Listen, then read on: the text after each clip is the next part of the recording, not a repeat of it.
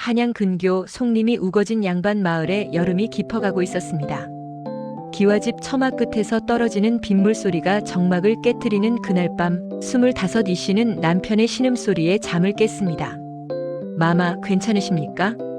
이씨가 등잔불을 켜자 박득순의 얼굴이 창백하게 드러났습니다. 이마에는 식은 땀이 송골송골 맺혀 있었고 손은 가슴팍을 움켜쥐고 있었습니다. 평소에도 몸이 약했던 남편이지만 오늘은 달랐습니다. 숨소리가 가빠지더니 눈동자가 초점을 잃기 시작했습니다. 어머니, 어머니를 빨리 모셔오너라. 이씨가 급히 하녀 월이를 불러 안채로 달려보냈습니다. 하지만 시어머니가 도착하기도 전에 박득수는 이씨의 품에서 마지막 숨을 거뒀습니다. 28배 짧은 생이었습니다. 도련님, 도련님. 월이의 비명소리에 집안이 발칵 뒤집혔습니다. 시아버지 박진사가 달려왔습니다. 그의 얼굴에는 충격과 슬픔이 역력했습니다. 득순아, 득순아. 박진사는 아들의 시신을 끌어안고 목 놓아 울었습니다. 이씨도 따라 울었습니다. 급히 불러온 의원은 고개를 저으며 말했습니다. 심장이 너무 약하셨습니다. 타고난 병이지요. 어쩔 도리가. 장례는 3일장으로 치러졌습니다. 마을 사람들이 모두 찾아와 조문했습니다. 모두들 박진사를 위로했습니다. 박진사께서 얼마나 아드님을 아끼셨는데 하늘도 무심하시지. 며느리도 불쌍하네. 이제 젊은 나이에 과부가 되다니. 이씨는 상복을 입고 영정 앞에 앉아 있었습니다. 눈물이 마를 새가 없었습니다. 박득수는 몸은 약했지만 마음씨는 따뜻한 사람이었습니다. 그녀를 언제나 다정하게 대해주었습니다. 이제 혼자구나. 조문객들이 다녀간 후 이씨는 박득순의 방을 정리했습니다. 옷가지를 개고 책을 정리하고 약장을 열었습니다. 그때 빈 사발 하나가 눈에 들어왔습니다. 까만 약재 찌꺼기가 바닥에 가라앉아 있었습니다. 이씨는 무심코 그것을 코에 가져갔습니다. 묘한 쓴 냄새가 났습니다. 보약 특유의 냄새와는 조금 달랐습니다. 이상하네. 하지만 이씨는 깊이 생각하지 않았습니다. 남편을 잃은 슬픔이 너무 컸기 때문입니다. 마님. 뒤에서 월이의 목소리가 들렸습니다. 23세 하녀는 주위를 살피더니 작은 목소리로 말했습니다. 나리께서 부르십니다. 이씨는 눈물을 닦고 안채로 갔습니다. 박진사는 대청에 홀로 앉아 있었습니다. 그의 눈은 붉게 충혈되어 있었습니다. 이씨야 앉거라. 예, 아버님. 박진사는 한참을 말없이 있다가 천천히 입을 열었습니다. 득순이를 잘 보살펴줘서 고맙다. 제가 해야 할 도리였습니다. 너도 힘들었을 게다. 득순이가 몸이 약해서 아내로서 외롭지 않았느냐. 이씨는 얼굴이 붉어졌습니다. 시아버지가 그런 이야기를 꺼낼 줄은 몰랐습니다. 아닙니다. 도련님은 좋은 분이셨습니다. 박진사는 이씨를 물끄러미 바라봤습니다. 그 시선이 묘하게 오래 머물렀습니다. 이씨는 고개를 숙였습니다. 이씨야. 예, 아버님. 이 집에 그냥 머물러라. 과부가 혼자 사는 것은 좋지 않다. 마을 사람들이 수군거릴 것이다. 하오나, 내가 너를 보살펴주마. 득순이가 떠났으니 이제 내가 의지할 사람은 나뿐이지 않느냐. 박진사의 목소리는 따뜻했습니다. 진심으로 걱정하는 것처럼 들렸습니다. 이씨는 감사의 인사를 올렸습니다. 감사합니다, 아버님. 사랑채를 정리하겠다. 거기서 지내거라. 혼자 있기 외로우면 언제든 나를 찾아도 좋다. 박진사가 일어서며 이씨의 어깨에 손을 얹었습니다. 그 손길은 따뜻했습니다. 박득순의 손은 언제나 차갑고 떨렸는데 박진사의 손은 단단하고 따뜻했습니다. 이씨는 알 수 없는 감정에 움찔했습니다. 무슨 생각을 하는 것인가? 하지만 박진사의 손은 쉽게 떨어지지 않았습니다. 오히려 어깨를 부드럽게 쓰다듬었습니다. 힘들 텐데. 잘 견디고 있구나. 네. 이씨는 얼굴이 화끈거렸습니다. 박진사가 물러서고 나서야 그녀는 숨을 제대로 쉴 수 있었습니다. 그날 밤 이씨는 사랑채로 거처를 옮겼습니다. 혼자가 된 방은 넓고 조용했습니다. 달빛이 창호지 문을 통해 희미하게 들어왔습니다. 이 씨는 이불 속에 누워 천장을 바라봤습니다. 박득순의 얼굴이 떠올랐습니다. 착하고 순했던 남편. 하지만 남자로서는 부족했던 남편. 아니야. 무슨 생각을 하는 거야? 이 씨는 고개를 저었습니다. 남편이 죽은 지 사흘밖에 안 됐는데 이런 생각을 하다니. 그녀는 죄책감에 눈을 감았습니다. 자정이 지날 무렵 이상한 소리가 들렸습니다. 복도를 걷는 발소리였습니다. 천천히 조심스럽게. 그리고 이 씨의 방문 앞에서 멈췄습니다. 이 씨는 숨을 죽였습니다. 문틈 아래로 그림자가 보였습니다. 누군가 거기 서 있었습니다. 한참을 그렇게 서 있던 그림자는 결국 천천히 사라졌습니다. 누구지? 이 씨는 일어나 문 쪽으로 다가갔습니다. 귀를 기울였지만 아무 소리도 들리지 않았습니다. 혹시 도적일까? 아니면 이 씨는 다시 이불 속으로 들어갔습니다. 하지만 쉽게 잠들 수 없었습니다. 다음 날 아침 이 씨는 안채로 무난 인사를 드리러 갔습니다. 박진사는 마루에 앉아 차를 마시고 있었습니다. 아침 햇살이 그의 옆모습을 비추고 있었습니다. 건강해 보이시네. 48배 나이지만 박진사는 정정했습니다. 넓은 어깨, 곧은 허리. 득순이와는 전혀 달랐습니다. 이 씨는 또다시 이런 생각을 하는 자신에게 놀랐습니다. 잘 잤느냐? 예, 아버님. 밤에 무슨 소리 듣지 못했느냐? 쥐가 나온 것 같더구나. 박진사는 태연하게 말했습니다. 하지만 이 씨는 그의 눈빛을 피할 수 없었습니다. 시아버지의 눈이 조금 이상했습니다. 걱정이라기보다는 뭔가 다른 감정이 섞여 있는 것 같았습니다. 괜찮습니다. 그래.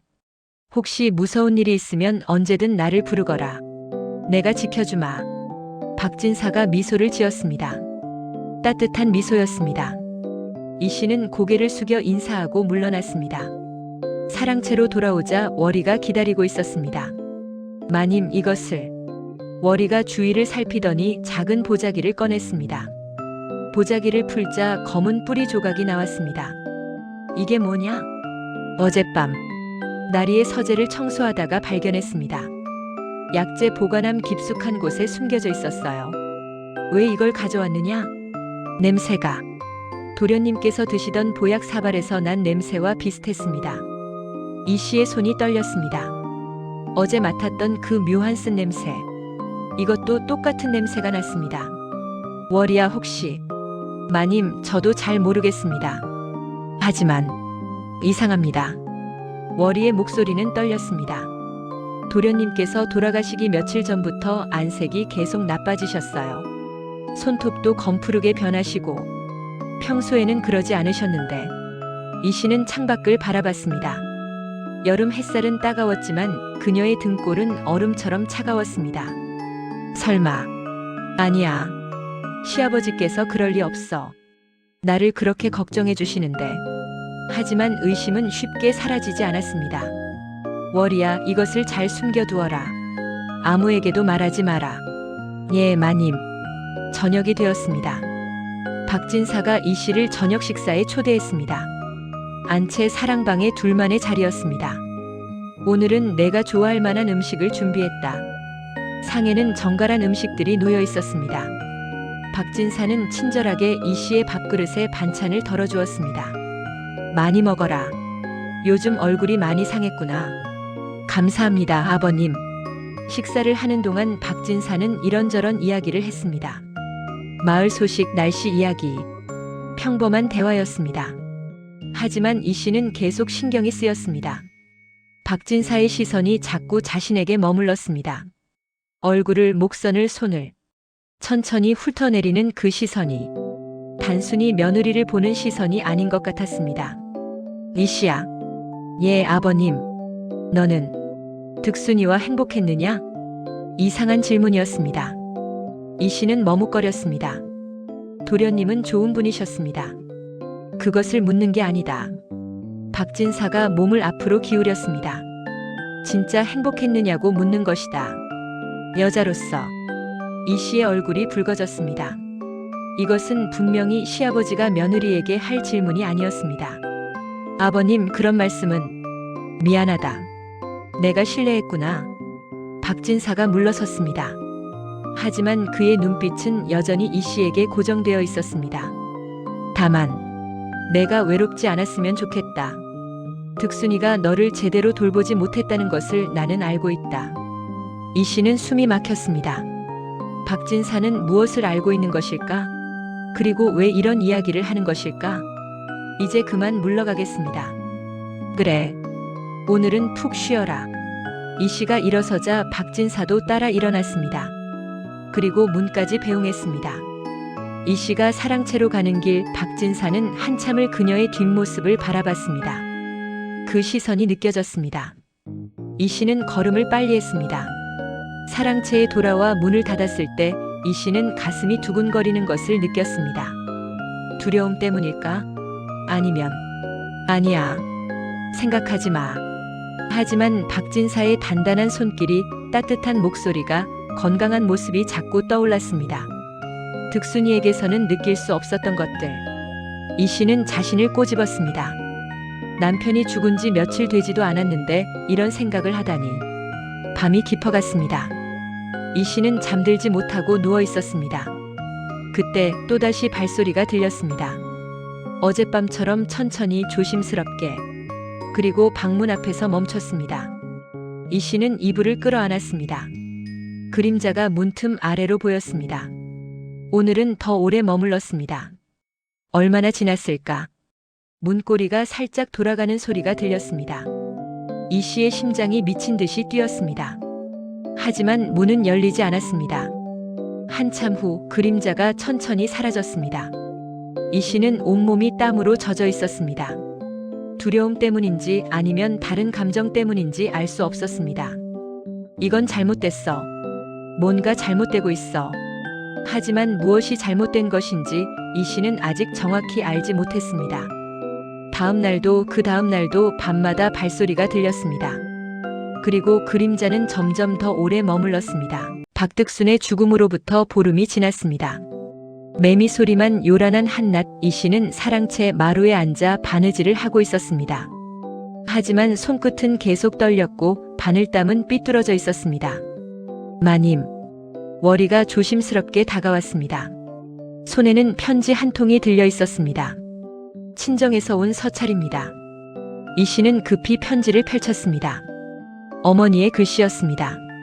살림이 어렵구나. 그래도 내가 친정에 의지하면 시댁의 체면이 깎인다. 조금만 참고 견디렴. 이 씨는 편지를 천천히 접었습니다. 친정은 이미 오빠의 장가 비용으로 빚을 졌습니다. 돌아갈 곳이 없었습니다. 마님, 나리께서 부르십니다. 하인의 목소리가 들렸습니다. 이 씨는 고개를 들었습니다. 박진사가 안채 대청에서 기다리고 있다는 것이었습니다. 대청에 들어서자 박진사는 마을 원로 2명과 함께 앉아 있었습니다. 장 씨와 김 씨, 둘 다 마을에서 힘있는 양반들이었습니다. 이 씨 앉거라. 박진사의 목소리는 평소와 다름없이 친절했습니다. 하지만 이 씨는 불안했습니다. 여러 어른들과 상의한 결과다. 박진사가 말을 이었습니다. 내가 과부로 혼자 지내는 것은 좋지 않다. 득순이의 재산과 집안 살림을 내가 관리하기도 어렵지 않겠느냐. 그러니 내가 대신 맡아 관리하겠다. 아버님 하오나 염려 마라. 내 몫은 따로 챙겨줄 터이니. 다만 여자 혼자 재물을 다루면 마을에서 좋지 않은 소문이 날 수 있지 않겠느냐. 장씨가 끼어들었습니다. 박진사의 뜻이 옳소. 박진사처럼 며느리를 아끼는 시아버지가 어디 있겠소. 김씨도 고개를 끄덕였습니다. 며느리를 위하는 마음이 지극하시오. 이 씨 부인도 감사히 받아들이시오. 이 씨는 입술을 깨물었습니다. 거부할 수 없었습니다. 거부하면 불효하는 며느리가 될 것이고 마을에서 쫓겨날 것이었습니다. 알겠습니다, 아버님. 잘 생각했다. 박진사의 입가에 미소가 번졌습니다. 그 미소는 다정했습니다. 하지만 이 씨는 알 수 없는 불안감을 느꼈습니다. 그리고 이 씨야. 예, 아버님. 이제부터는 저녁 식사를 함께 하자꾸나. 내가 혼자 밥을 먹는 것을 보니 마음이 아프구나. 아버님께서 그러실 필요는 아니다. 내가 원하는 것이다. 너도 혼자 있으면 외롭지 않겠느냐. 박진사가 이 씨의 손을 잡았습니다. 그 손길은 따뜻하고 단단했습니다. 이 씨의 가슴이 두근거렸습니다. 무슨 감정인지 알 수 없었습니다. 오늘 저녁부터 함께하자. 네, 아버님. 어른들이 물러가고 이 씨는 사랑채로 돌아왔습니다. 월이가 걱정스러운 얼굴로 기다리고 있었습니다. 마님, 어찌 되셨습니까? 재산을 모두 시아버지께서 관리하신단다. 그럼 마님께서는 아무것도 없다. 이제 진짜로 아무것도. 이 씨는 바닥에 주저앉았습니다. 월이가 그녀를 부축했습니다. 마님, 괜찮다. 어차피 예상했던 일이다. 하지만 괜찮지 않았습니다. 이제 그녀는 완전히 박진사에게 의지할 수밖에 없었습니다. 저녁이 되었습니다. 이 씨는 곱게 단장하고 안채로 갔습니다. 박진사가 기다리고 있었습니다. 오, 예쁘구나. 박진사의 눈빛이 이 씨의 얼굴을 천천히 훑었습니다. 이 씨는 얼굴이 붉어졌습니다. 앉거라. 둘만의 식사였습니다.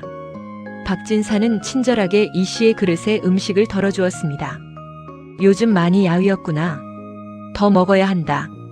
감사합니다. 이 씨야. 예, 아버님. 너는 이 집에서 행복하냐? 또 이상한 질문이었습니다. 이 씨는 젓가락을 내려놓았습니다. 네. 아버님께서 잘 돌봐주십니다. 그게 아니라 박진사가 몸을 앞으로 기울였습니다. 진짜로 행복하냐고 묻는 것이다. 외롭지 않으냐? 저는 솔직하게 말해도 좋다. 나는 내 시아버지지만 너를 이해하고 싶다. 박진사의 목소리는 부드러웠습니다. 진심 어린 걱정처럼 들렸습니다. 이 씨는 혼란스러웠습니다. 가끔은 외롭습니다. 그렇겠지. 득순이가 너를 제대로 돌보지 못했으니까. 이 씨는 놀라 박진사를 바라봤습니다. 아버님, 그런 말씀은 나는 다 알고 있다. 박진사의 눈빛이 깊어졌습니다. 득순이는 약했다. 남편으로서 부족했지. 너는 젊고 아름다운 여자인데 얼마나 외로웠겠느냐. 이 씨는 숨이 막혔습니다. 이것은 시아버지가 며느리에게 할 말이 아니었습니다. 저는 괜찮았습니다. 거짓말하지 마라. 박진사가 이 씨의 손을 잡았습니다. 나는 본다. 내 눈에서 외로움을, 갈망을. 너는 여자다. 아직 젊다. 어떻게 평생 혼자 살 수 있겠느냐. 이 씨는 손을 빼려 했습니다. 하지만 박진사는 놓아주지 않았습니다. 이 씨야. 나는 너를 아낀다. 아버님, 저는 며느리입니다. 그것이 무슨 상관이냐? 박진사의 목소리가 낮아졌습니다. 우리는 둘 다 외롭다. 서로를 위로할 수 있지 않겠느냐? 이 씨는 자리에서 일어났습니다. 온몸이 떨렸습니다. 죄송하지만 저는 이만 물러가겠습니다. 이 씨. 박진사도 일어섰습니다. 그는 이 씨의 팔을 잡았습니다. 거부하지 마라. 나는 진심이다. 놓아주십시오. 이 씨가 손을 뿌리쳤습니다. 박진사의 얼굴이 굳었습니다. 그렇게 나오는구나. 죄송합니다. 하지만 이것은 잘못된 일입니다. 이 씨는 황급히 사랑채로 돌아왔습니다. 문을 닫고 등을 기댔습니다. 가슴이 터질 것처럼 뛰었습니다. 이럴 수가. 박진사가 자신에게 그런 마음을 품고 있었다니. 며느리를 여자로 보고 있었다니. 마님. 월이가 달려왔습니다. 괜찮으세요? 월이야. 나 어떻게 해야 하지? 이 씨는 월이를 붙잡고 울었습니다. 월이도 함께 울었습니다. 한밤중이었습니다. 이 씨는 잠을 이룰 수 없었습니다. 오늘 있었던 일이 계속 떠올랐습니다. 박진사의 손길, 목소리, 눈빛, 나를 아낀다고. 이 씨는 고개를 저었습니다. 하지만 이상한 감정이 피어올랐습니다. 두려움만은 아니었습니다. 뭔가 다른 것도 섞여 있었습니다. 아니야. 이건 잘못됐어. 그때 발소리가 들렸습니다. 이번에는 멈추지 않았습니다. 문고리가 돌아갔습니다. 문이 열렸습니다. 박진사가 들어섰습니다.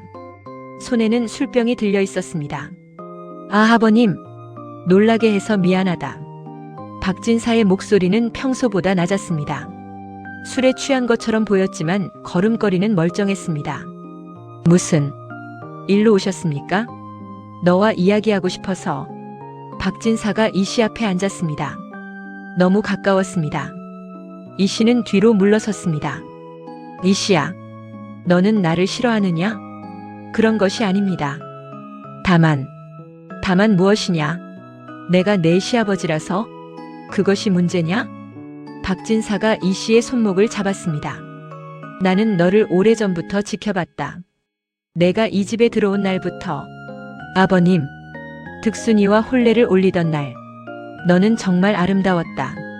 나는 그날 질투했다. 내 아들에게. 이씨는 숨이 막혔습니다.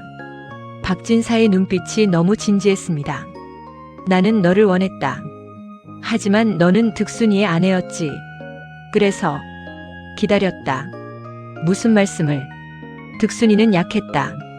언젠가는 죽을 것이라 생각했다. 이씨의 온몸이 얼어붙었습니다. 박진사의 말에는 슬픔이 없었습니다. 그리고 이제 득순이가 없다. 이제는 너와 내가 함께할 수 있다. 안 됩니다. 이씨가 소리쳤습니다. 저는 아버님의 며느리입니다. 이것은 천륜에 어긋나는 일입니다. 천륜? 박진사가 웃었습니다. 차갑고 낮은 웃음이었습니다. 천륜이 뭐가 중요하냐? 중요한 것은 우리의 마음이다. 저는 아버님을 그렇게 생각하지 않습니다. 아직은. 박진사가 이씨의 턱을 들어 올렸습니다. 하지만 시간이 지나면 너도 알게 될 것이다. 내가 너에게 얼마나 잘해줄 수 있는지. 놓으십시오. 이씨가 박진사를 밀쳤습니다. 박진사는 놀란 표정을 지었습니다. 그리고 천천히 일어섰습니다. 이씨야. 목소리가 차갑게 변했습니다. 생각해보거라. 너는 이제 아무것도 없다. 재산도 돌아갈 곳도. 나 외에는 의지할 사람이 없다. 그래도 거부하면 어떻게 되겠느냐? 박진사가 문 앞에 서서 말했습니다. 내가 득순이를 독살했다고 소문을 퍼뜨리면, 내가 간통을 저질렀다고 고발하면. 이씨의 얼굴이 새하얗게 변했습니다. 그런 거짓말을. 거짓이든 참이든 중요하지 않다. 나는 이 마을에서 덕망 높은 양반이다. 너는 힘없는 과부다. 누구의 말을 믿겠느냐? 박진사는 미소를 지었습니다. 하지만 그 미소는 전혀 따뜻하지 않았습니다. 내일까지 생각해보거라. 순순히 따르면 내가 편안하게 살 수 있다. 거부하면 너는 이 마을에서 쫓겨나 거지가 될 것이다. 문이 닫혔습니다. 이씨는 바닥에 주저앉아 울었습니다. 월이가 급히 들어왔습니다. 문 밖에서 모든 것을 들었던 것입니다. 마님, 어떻게 이럴 수가. 월이야, 나 어떻게 해야 하지? 두 사람은 한참을 울었습니다. 밤은 깊어갔지만 해결책은 보이지 않았습니다. 새벽 공기는 차가웠습니다. 이씨는 사랑채 마루에 앉아 동이 트는 것을 바라보고 있었습니다. 밤새 한숨도 자지 못했습니다. 박진사가 준 시간은 오늘 저녁까지였습니다. 어떻게 해야 하지? 순순히 따르면 살 수 있습니다. 하지만 그것은 사는 것이 아니었습니다. 박진사의 소유물이 되는 것이었습니다. 거부하면 쫓겨날 것입니다. 아니, 더 나쁜 일이 벌어질지도 모릅니다. 마님. 월이가 조심스럽게 다가왔습니다. 얼굴에는 피곤한 기색이 역력했습니다. 하지만 눈빛은 빛나고 있었습니다. 찾았습니까? 네. 장터 주막에 떠돌이 의원이 있다고 합니다. 이름은 김연암이라 하더군요. 믿을 만한 사람이냐? 모르겠습니다. 하지만 다른 방법이 없지 않습니까? 이씨는 고개를 끄덕였습니다. 내가 직접 가겠다. 마님, 위험합니다. 나리께서 눈치채시면 상관없다. 어차피 오늘 안에 답을 해야 한다. 이씨는 저고리를 여미고 일어섰습니다. 월이는 자신의 쓰개치마를 건넸습니다. 이것을 쓰고 가세요. 얼굴을 가려야 합니다. 두 사람은 뒷문으로 몰래 빠져나갔습니다. 다행히 아침 일찍이라 하인들도 모두 잠들어 있었습니다. 장터까지는 걸어서 반시진 거리였습니다. 길을 걸으며 이 씨는 생각했습니다. 박진사의 말을, 손길을, 눈빛을, 득순이가 죽을 거라 생각했다고. 그 말이 계속 머릿속을 맴돌았습니다. 설마 박진사가 득순이를. 아니야. 그럴 리 없어. 하지만 의심은 점점 커졌습니다. 주막은 초라했습니다. 낡은 기와에서는 풀이 자라고 있었고 마당에는 닭 몇 마리가 모이를 쪼고 있었습니다. 이 씨는 숨을 고르고 안으로 들어갔습니다. 김연암이라는 의원을 찾습니다.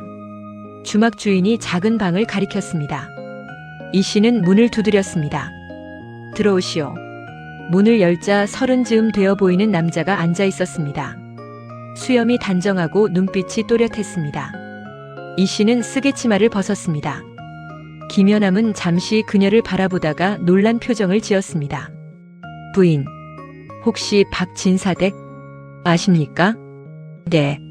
저는 3년 전 그 댁에서 머슴살이를 했습니다.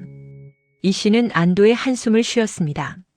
그렇다면 이 사람은 박득순을 알고 있을 것이었습니다. 도와주십시오. 이 씨는 그동안 있었던 모든 일을 털어놓았습니다. 박득순의 갑작스러운 죽음, 월이가 찾아낸 검은 뿌리, 박진사의 위협, 모든 것을. 김연암은 말없이 듣고 있었습니다. 이 씨가 박진사의 고백을 말할 때 그의 표정이 어두워졌습니다. 그 검은 뿌리를 가져오셨습니까? 월이가 보자기를 풀었습니다. 김연암은 뿌리 조각을 집어들고 자세히 살폈습니다. 냄새를 맡더니 작은 칼로 조각을 내어 혀끝에 살짝 대어봤습니다. 그의 얼굴이 창백해졌습니다. 이것은 천남성입니다. 천남성이라면 독초입니다. 김연암의 목소리가 떨렸습니다. 소량을 오랫동안 먹으면 심장이 서서히 약해집니다. 결국 어느 날 갑자기 멈추게 되지요.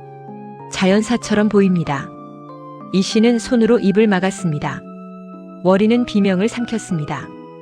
그럼 정말로 도련님께서 독살당하신 것입니다. 김연암이 이 씨를 똑바로 바라봤습니다. 그것도 몇 년에 걸쳐서. 아마 부인께서 그 집에 들어온 때부터였을 것입니다. 이 씨는 온몸이 떨렸습니다. 박진사는 3년 동안 아들을 천천히 죽여온 것이었습니다. 며느리를 차지하기 위해, 저를 차지하기 위해, 아들을. 그렇습니다. 김연암의 목소리는 무거웠습니다. 저는 도련님을 알고 있습니다. 착하고 순한 분이셨지요. 병이 깊어지는 것을 보면서도 저는 아무것도 할 수 없었습니다. 김연암의 눈에 눈물이 맺혔습니다. 이제라도 진실을 밝히고 싶습니다. 도련님의 원한을 풀어드리고 싶습니다. 어떻게 하면 되겠습니까? 박진사가 직접 자백하게 만들어야 합니다. 김연암이 조심스럽게 말했습니다. 부인께서 박진사의 요구를 받아들이는 척 하십시오. 그리고 대화를 나누면서 진실을 말하게 유도하는 것입니다. 제가 숨어서 듣고 있다가 증인이 되겠습니다. 이 씨는 온몸이 떨렸습니다. 박진사와 단둘이 있으면서 연기를 한다는 것, 생각만 해도 끔찍했습니다. 하지만 동시에 이상한 감정도 느꼈습니다. 박진사가 자신을 원한다는 것, 그 강한 집착이 무섭지만 또한 묘하게 끌리는 것도 사실이었습니다. 아니야. 무슨 생각을 하는 거야? 할 수 있겠습니까? 김연암이 물었습니다. 이 씨는 월이를 바라봤습니다. 월이가 고개를 끄덕였습니다. 마님, 제가 함께 있겠습니다. 알겠습니다. 이 씨는 결심했습니다. 하겠습니다. 김연암은 구체적인 계획을 설명했습니다. 해질 무렵 박진사 댁 뒤편에 숨어 있을 것. 이 씨는 사랑채로 박진사를 부를 것. 창문을 조금 열어두면 밖에서 들을 수 있을 것. 자백을 받아낸다면 즉시 관하로 달려가겠습니다. 저는 한양에서 온 의원입니다. 제 증언이라면 관하에서도 무시하지 못할 것입니다. 이 씨와 월이는 주막을 나섰습니다. 돌아가는 길은 더 무거웠습니다. 마님, 월이가 조심스럽게 물었습니다. 정말 괜찮으시겠어요? 나리와 단둘이 해야 한다. 이 씨의 목소리는 떨렸지만 단호했습니다. 득순이를 위해서라도. 하지만 마음 한구석에는 다른 감정도 숨어 있었습니다. 박진사와 단둘이 있게 된다는 것, 그의 고백을 다시 듣게 된다는 것. 나는 왜 이런 생각을 하는 거지? 이 씨는 자신이 두려웠습니다. 집에 돌아오자 박진사가 기다리고 있었습니다. 어디 갔다 오느냐? 산책을 했습니다. 그래. 답은 정했느냐? 박진사의 눈빛이 이 씨를 파고들었습니다. 이 씨는 고개를 숙였습니다. 오늘 밤 사랑채로 오십시오. 말씀드리겠습니다. 박진사의 얼굴에 미소가 번졌습니다. 잘 생각했다.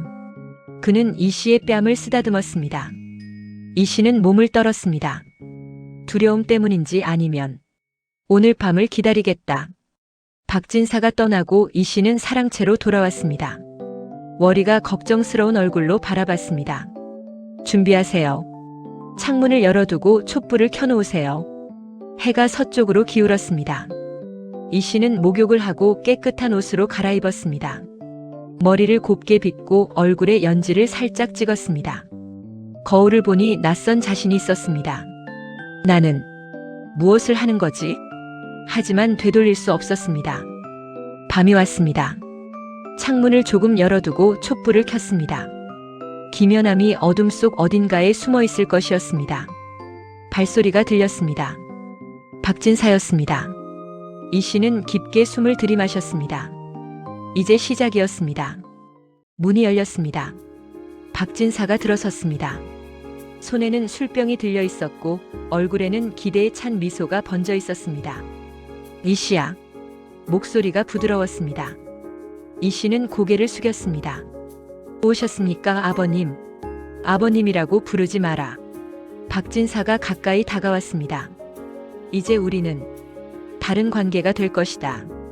이 씨는 몸을 떨었습니다. 박진사는 그녀의 옆에 앉았습니다. 너무 가까웠습니다. 그의 체온이 느껴졌습니다. 한잔하자. 박진사가 술잔을 건넸습니다. 이 씨는 떨리는 손으로 받았습니다. 술이 조금 흘렀습니다. 긴장하지 마라. 내가 너를 아프게 하지 않을 것이다. 박진사의 손이 이 씨의 손등을 감쌌습니다. 따뜻하고 거친 손이었습니다. 득순이의 차갑고 떨리던 손과는 너무 달랐습니다. 아버. 아니, 나리. 그래. 그렇게 불러다오. 박진사의 눈빛이 깊어졌습니다. 나는 오래 기다렸다. 너와 이렇게 함께 있을 날을. 나리께서는 언제부터 저를 처음 본 날부터였다. 박진사가 술을 마셨습니다. 내가 이 집에 들어온 날, 빨간 홀레복을 입고 수줍게 웃던 모습. 나는 그날 알았다. 이 여자가 내 것이 되어야 한다고. 이 씨는 숨을 참았습니다. 창문 밖에서 김연함이 듣고 있을 것이었습니다. 하지만 저는 도련님의 아내였습니다. 그것이 문제였지. 박진사의 목소리가 낮아졌습니다. 득순이가 너를 차지하고 있었다. 내 아들이 내가 원하는 여자를 가졌다. 나리 질투했다. 내 아들에게 밤마다 그 생각뿐이었다. 득순이가 너를 안고 있을 것을 생각하면 미칠 것 같았다. 박진사의 손이 이 씨의 어깨로 올라왔습니다. 하지만 득순이는 약했지. 너를 제대로 만족시키지 못했을 것이다. 이 씨는 얼굴이 화끈거렸습니다. 박진사의 말은 사실이었습니다. 득순이는 병약해서 부부의 정을 제대로 나눌 수 없었습니다. 저는 괜찮았습니다. 거짓말. 박진사가 이 씨의 턱을 들어 올렸습니다. 내 눈을 봐라. 허기진 눈이다. 갈망하는 눈이다. 너는 여자다. 진짜 남자를 원하고 있다. 이 씨의 심장이 미친 듯이 뛰었습니다. 박진사의 눈빛은 너무 강렬했습니다. 그 눈빛에는 욕망과 집착이 가득했습니다. 그리고 이상하게도 이 씨는 그것이 완전히 싫지만은 않았습니다. 아니야. 정신 차려. 나리께서는 도련님을 사랑하지 않으셨습니까? 사랑? 박진사가 웃었습니다. 물론 사랑했지. 내 아들이었으니까. 하지만 그가 이 씨를 끌어당겼습니다. 너에 대한 마음이 더 컸다. 득순이보다 너를 더 원했다. 그래서 이 씨는 떨리는 목소리로 물었습니다. 그래서 도련님께 무슨 짓을 하신 겁니까?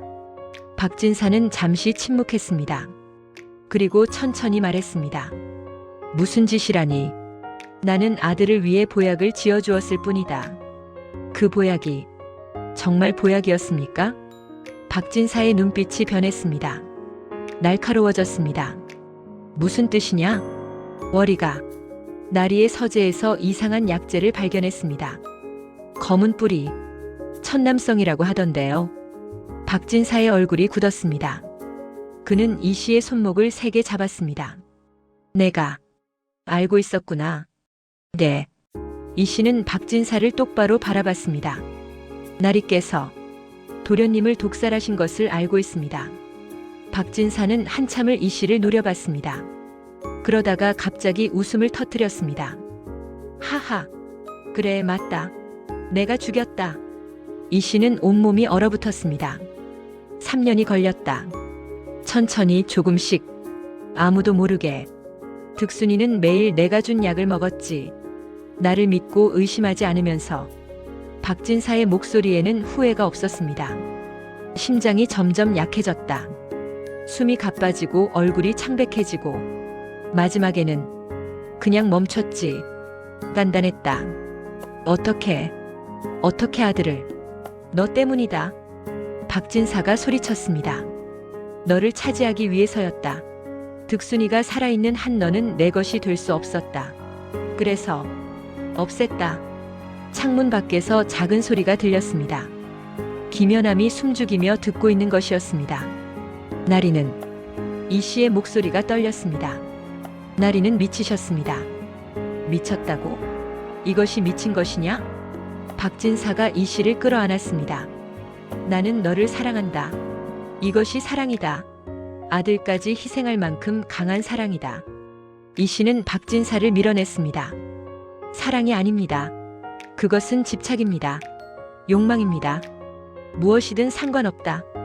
박진사의 눈빛이 광기로 빛났습니다. 중요한 것은 이제 너는 내 것이라는 거다. 아무도 너를 빼앗아갈 수 없다. 그때 창문이 활짝 열렸습니다. 김연함이 뛰어들어왔습니다. 모두 들었소, 박진사. 박진사의 얼굴이 일그러졌습니다. 내가 김연함? 옛날 머슴놈이? 그렇소. 그리고 의원이요. 당신의 자백을 모두 들었소. 박진사는 이를 갈았습니다. 인연이 나를 속였구나. 그는 품에서 칼을 꺼냈습니다. 이 씨에게 달려들었습니다. 내가 나를 배신했으니 같이 죽자. 김연함이 박진사를 막았습니다. 두 사람이 뒤엉켜 싸웠습니다. 촛불이 넘어지고 방이 어두워졌습니다. 마님, 도망가세요. 월이가 문을 열며 소리쳤습니다. 하지만 이 씨는 움직이지 않았습니다. 김연함이 박진사에게 눌려 위험에 처했기 때문입니다. 안 돼. 이 씨는 촛대를 집어들었습니다. 그리고 박진사의 머리를 내리쳤습니다. 둔탁한 소리. 박진사가 쓰러졌습니다. 하. 이 씨는 손에 든 촛대를 떨어뜨렸습니다. 온몸이 떨렸습니다. 부인, 괜찮으십니까? 김연함이 일어나 물었습니다. 네. 나리는 기절한 것뿐입니다. 빨리 관하로 가야 합니다. 월이가 달려나갔습니다. 이 씨는 바닥에 쓰러진 박진사를 내려다봤습니다. 한때는 존경했던 시아버지. 하지만 이제는 아들을 죽인 살인자일 뿐이었습니다. 부인. 김연함이 조심스럽게 말했습니다. 용기를 내셨습니다. 정말로. 이 씨는 고개를 저었습니다. 용기가 아니었습니다. 그저 살고 싶었을 뿐입니다. 곧 관아의 포졸들이 들이닥쳤습니다. 박진사는 묶여서 끌려갔습니다. 정신을 차린 그는 끝까지 소리쳤습니다. 이 씨, 내가 나를 배신했다. 너도 나를 원했으면서 내 눈빛을 봤다. 너도 나를 원했어. 이 씨는 고개를 돌렸습니다. 박진사의 말이 전부 거짓은 아니었기 때문입니다. 순간적으로 그녀도 박진사의 강한 모습에 끌렸던 것이 사실이었습니다. 득순이에게서 느낄 수 없었던 것을 박진사에게서 느꼈던 것도 사실이었습니다. 하지만 그것은 중요하지 않았습니다. 박진사는 아들을 죽인 살인자였고 그녀는 살아남았습니다. 그것이 전부였습니다. 밤이 깊었습니다. 이 씨는 사랑채에 홀로 앉아 있었습니다. 모든 것이 끝났지만 마음은 복잡했습니다. 나는 정말로 박진사를 싫어하기만 했을까? 대답할 수 없는 질문이었습니다. 보름이 지났습니다. 박진사의 처형일이 다가왔습니다. 마을 사람들은 장터에 모여들었습니다. 모두가 충격에 빠진 표정들이었습니다. 박진사가 정말 그런 짓을? 아들을 독살하다니. 며느리를 탐해서. 세상에. 그렇게 덕망 높던 분이. 이 씨는 멀찍이 서서 지켜봤습니다. 월이가 옆에 있었습니다. 마님, 보지 않으셔도 됩니다. 아니다. 끝까지 봐야 한다. 형장에 박진사가 끌려 나왔습니다. 한때 위엄이 있던 양반의 모습은 사라지고 초라한 죄인만 남아 있었습니다. 그의 눈이 이 씨를 찾았습니다. 이 씨. 박진사가 소리쳤습니다. 나는 너를 사랑했다. 그것이 죄냐? 진심으로 사랑했다. 이 씨는 대답하지 않았습니다. 다만 조용히 바라볼 뿐이었습니다. 너도 나를 원했다. 내 눈빛을 봤어. 너도 느꼈을 거야. 이 씨의 가슴이 찔렸습니다. 박진사의 말이 일부는 사실이었기 때문입니다. 그녀도 순간적으로 박진사에게 끌렸던 적이 있었습니다. 그의 강한 모습에 자신을 원하는 그 집착에 득순이에게서 받지 못했던 무언가를 박진사에게서 느꼈던 것도 사실이었습니다. 하지만 사랑이 아니었습니다. 이 씨의 목소리는 낮았지만 박진사에게 닿았습니다. 나리께서 느끼신 것은 사랑이 아니었습니다. 집착이었습니다. 욕망이었습니다. 아니다. 사랑이었어. 자신의 아들까지 죽이는 것이 사랑일 리 없습니다. 이 씨는 눈물을 흘렸습니다. 도련님은 나리를 믿고 따랐습니다. 그런데 나리께서는 박진사의 얼굴이 일그러졌습니다. 하지만 더 이상 말할 수 없었습니다. 사형 집행이 시작되었기 때문입니다. 이 씨는 고개를 돌렸습니다. 끝을 볼 필요는 없었습니다. 가자. 두 사람은 장터를 떠났습니다. 뒤에서 사람들의 웅성거림이 들렸지만 이 씨는 뒤돌아보지 않았습니다. 집으로 돌아오자 김연암이 기다리고 있었습니다. 부인, 이제 어찌하시겠습니까? 이 마을을 떠나려 합니다. 이 씨는 단호하게 말했습니다. 이곳에는 아픈 기억만 남아 있습니다.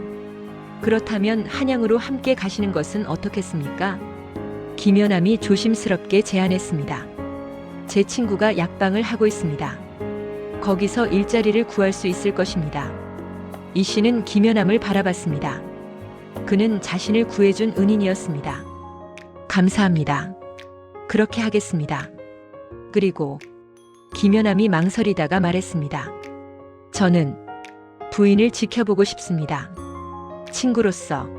아니, 언젠가는 더 가까운 사이로. 이 씨는 놀라 김연암을 바라봤습니다. 선생님, 서두르지 않겠습니다. 다만 곁에 있고 싶을 뿐입니다. 부인께서 준비되실 때까지 기다리겠습니다. 이 씨는 잠시 생각했습니다.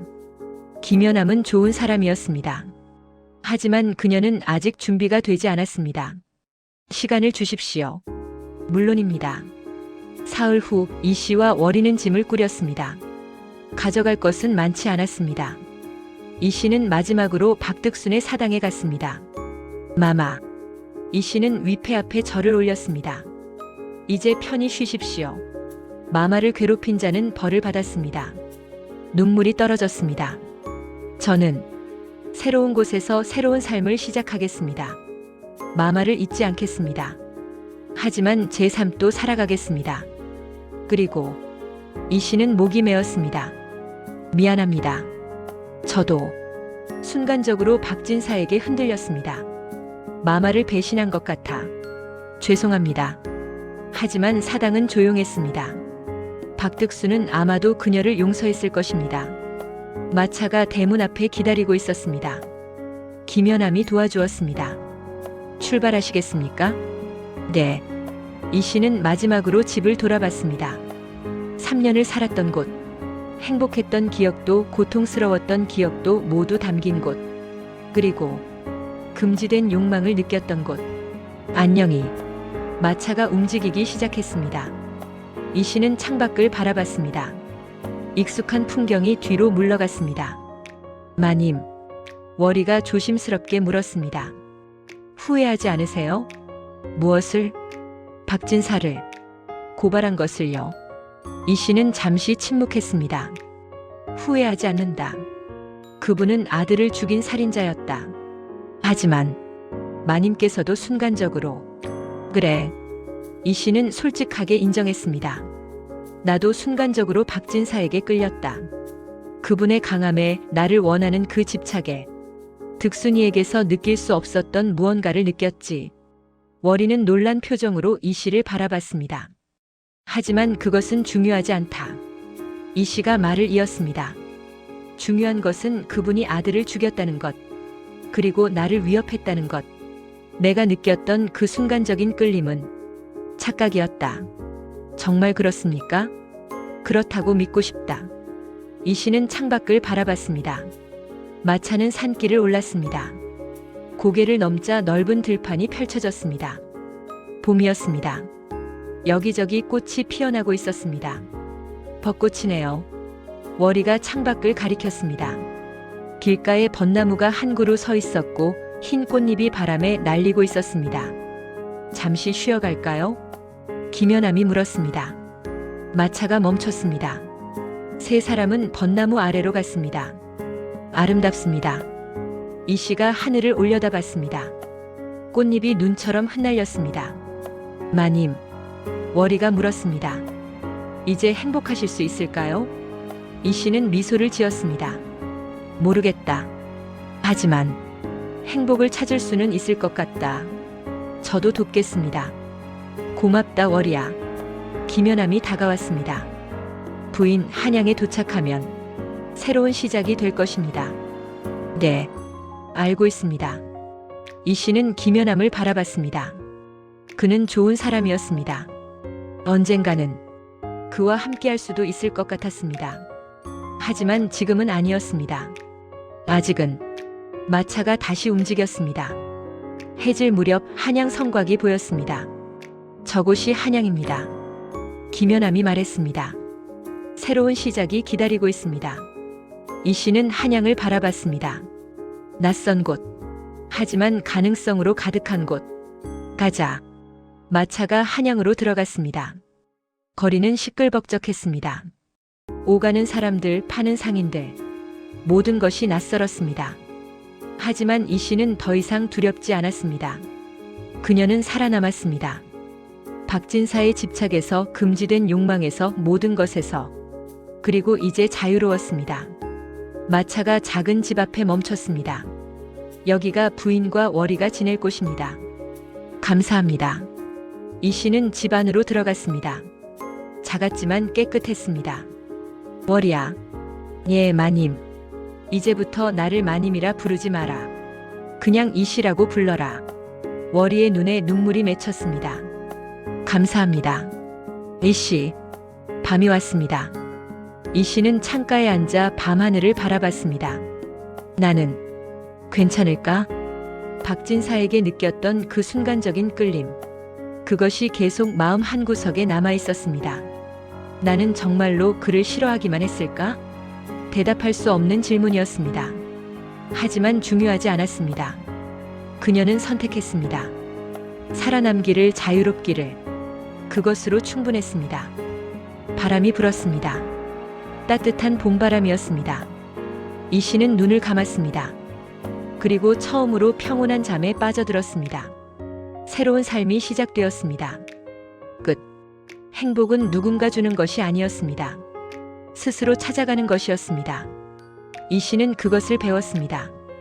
고통을 통해, 유혹을 통해, 그리고 선택을 통해. 그녀는 금지된 욕망을 느꼈지만 그것에 굴복하지 않았습니다. 그녀는 강했습니다. 그리고 자유로웠습니다. 그것이 진짜 행복의 시작이었습니다.